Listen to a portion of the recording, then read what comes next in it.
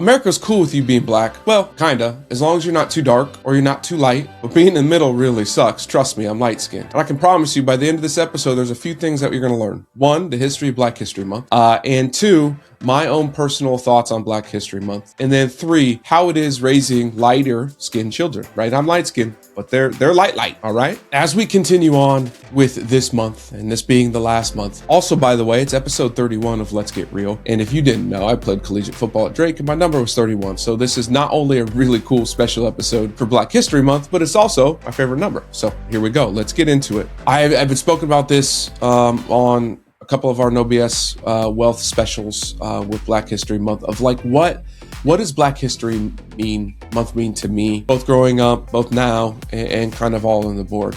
And I want to preface all of this. The overall theme, my overall thought is it's bullshit that we have to deal with it in a month. And I think it should be part of everyone's historical background in history. Now, that being said, I think it's phenomenal that we hadn't started the way it is, because otherwise we would have lost a lot of history. We would have lost a lot of speeches, a lot of stories, a lot of research, a lot of products that we've talked about. All of that would have been lost if Dr. Carter didn't do it during these times, right? And so I am so glad that that has happened, but it's 2026 now. It should be something that's in part of all of our curriculum and all of our culture. Now, I will say this, back to how I started this episode of being, whether you're dark or light-skinned or too light, too dark. And I'm gonna go through how I was raised and why I don't even know that much about Black history, which is why I wish we did more of it. So growing up, raised by a white mother, a lot of you know this, father really was in and out of the picture at the time, but raised in a white family in more of a predominantly white neighborhood and more of a predominantly white school in Omaha at Westside High School. And so the Black history really wasn't there. One, internally in my family, I didn't have it, right? That was on the other side. Two, at school, there really wasn't much culture change or conversations to be had. And then three, I had to always deal with this fact. The fact of being light-skinned, and if you look at me right now, it is definitely wintertime. Wait till you see me in the summer.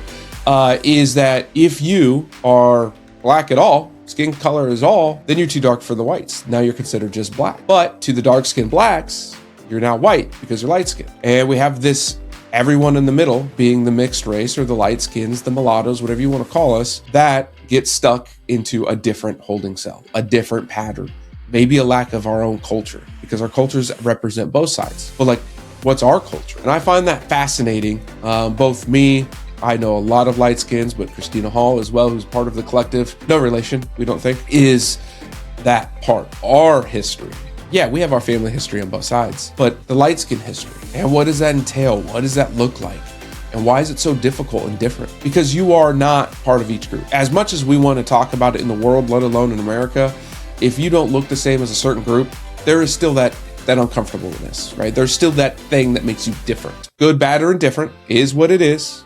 We know America's racist, okay? Just fucking own it. Look at it around. America's racist.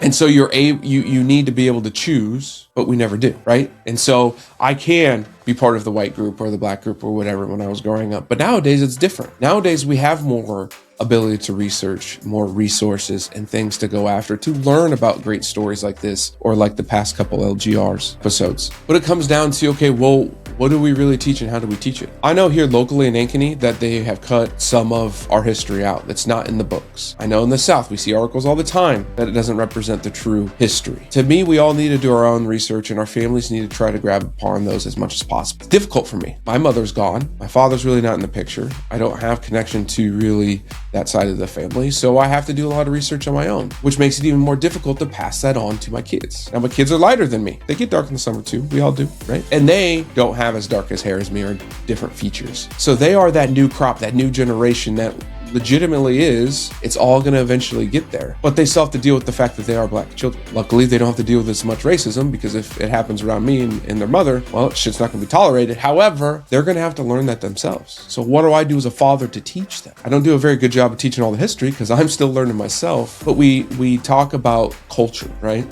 We love going to Hawaii. We love food. I mean, our boys love butter chicken. They love anything Mexican, anything Asian. We love Hawaiian food. They love sushi. Like, you name it. I teach through food. Culture come together through one thing in this world, and it is food. And so being able to teach about others, whether it's learning their processes, their traditions, their thoughts and beliefs, I do it through food with the boys. I am a great chef. We cook at home all the time, but it allows them to understand like what things are happening and what people have to go through. I think travel's key as well. We travel as much as we can, but that's the only way you're going to be able to learn about what others are going through and be able to be there for them. To me, that's Black History Month, right? But that's not Black History Month. That's just history. That's just culture. That's what we should be doing as humans in general, but we're not. We're fighting each other about some stupid old shit. We're dealing with these motherfucking files that are still not being dealt with.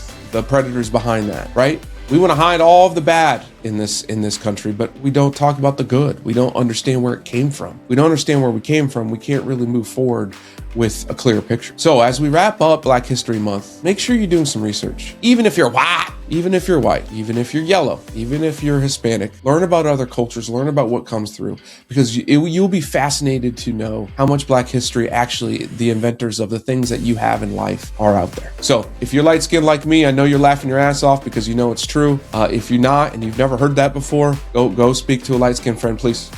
We've been through it. But America, we got to do better, and we always got to be working to become better. The only way we can do that is if we're focused and focusing on being real. So here's your episode number 31 of Let's Get Real, or power to you.